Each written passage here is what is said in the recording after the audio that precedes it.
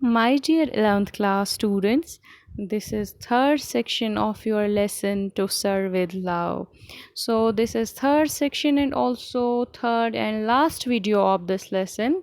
In earlier two sections we have already learned about how the writer Mr. E.R. Braithwaite, being a teacher, how he deals with his students, how he applied different techniques, different approach to win the hearts of his students, how he tried to take them in his confidence. So let's see what happens in this third section of this novel.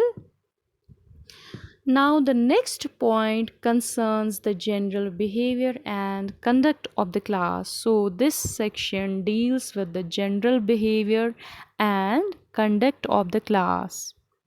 The writer asked both boys and girls to show praiseworthy conduct.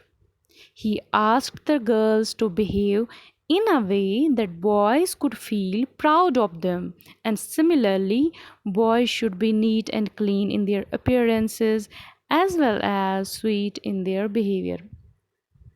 So, writer is Mr. E.R. Brett, being a teacher, is basically convincing them to behave in a proper manner. He is telling girls to behave in a way that the boys could feel proud of them, and similarly, boys should be neat and clean in their appearances as well as sweet in their behavior. So they should have clean hands, they should have clean faces, they should have their shoes polished and brushed. And writer is saying that soon these boys would go out in life and they would have their girlfriends. These girlfriends would like them better if they were neatly dressed and if they show good conduct. So they should have clean teeth, clean hands, clean faces, and they should be properly and neatly dressed. Then the writer also impressed on his senior class students. So it's obvious that, for example, if a school is up to 12th class standard, all the expectations are on, we expect a lot from 12th class students that they should behave in a proper way. They should be a kind of role model for their juniors, because the whole school, the whole juniors, the other classes are going to follow their seniors. So the writer also impressed on his senior class students that they should set the standard in all the things for the rest of the school. The writer says, you are the top class. That means you must set the standard in all things, because the rest of the students, rest of the juniors, rest of the other classes are going to follow you. The younger students, the juniors would follow you in everything you do, whatever you say, whatever you use, the way you walk, the way you behave, the words you use, they are going to do the same way you do. They will try to walk like you and use the words you use. So, as far as long as you are here, much of their conduct, much of the younger students' conduct, much of the younger students' behavior will be your responsibility. Your responsibility, because you are top class, you are senior students, whatever you do, however you behave, the words you use, the way you walk, the way you dress up yourself, your juniors are going to follow you, they are going to imitate you. So it's your responsibility. Their behavior is now your responsibility. You have to be very careful. So as a top class, you must be top in cleanliness, you must be top in your behavior, you must be top in courtesy, you must be top in your work.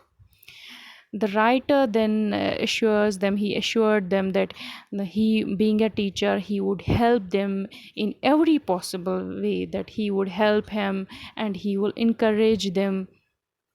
The writer is telling that I'm going to help you, I'm going to encourage you, and I would give you better examples. So wherever you need my help, I'm here to help you. The writer asked, now the discussion was over this, so what happened at last? The writer asked the teacher, Mr. Braithwaite, asked them if they have any questions now. So what happens now? One of the student whose name is Miss Joseph, she raised her hand. Actually, she wanted to criticize a teacher whose name was Mr. Weston. So he raised her hand and tried to criticize a teacher, Mr. Weston, for his untidiness. She says, "What about Mr. Weston? He is never tidy, his shoes are never clean." The writer says.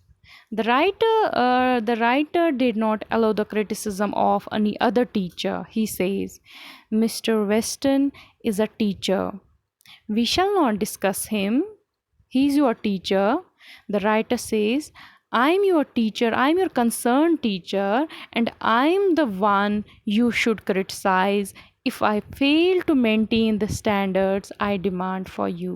So, this is how the writer, Mr. Braithwaite, how the writer being a teacher there, how he deals with such type of students. He did not allow the criticism of any other teacher. He says that student that I'm your teacher, I'm your concerned teacher, and I'm the one you should criticize if I fail to maintain the standards I demand for you.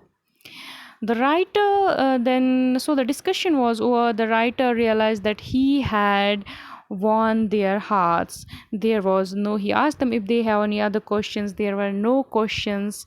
There were no further questions, and the writer told them to spend the remaining minutes of the period in discussing the things and to do it quickly. So the writer sat back and observed them. So this autobiographical novel was about a teacher, Mr. E.R. Braithwaite, how he won hearts of the students who were very ill-mannered, troublemakers, indisciplined students. This was about how he applied different tricks, different strategies, different approach to make the teaching and learning process effective. Because for making teaching and learning effective, or making a teaching learning process fruitful or beneficial, or we can say effective, uh, healthy and a healthy and good relationship between teacher and student is very important. Also, a good environment in a classroom is very important to enhance teaching and learning process, to make it effective, to make it beneficial, to make it fruitful. So there should be a healthy relationship between a teacher and a student in a classroom, and there should be a good environment in a classroom to make the teaching and learning process very effective and fruitful. Thank you.